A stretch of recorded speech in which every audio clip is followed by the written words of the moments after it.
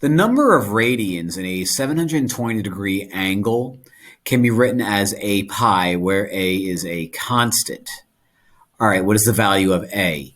So we're used to doing measuring angles using degrees, but radians is also another thing that we can use. 180 degrees, let me get out a pen.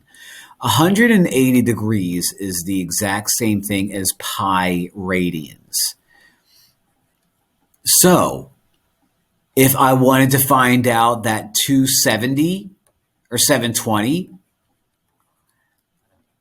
is equal to pi a, let's divide 720 divided by 180. We will get 4.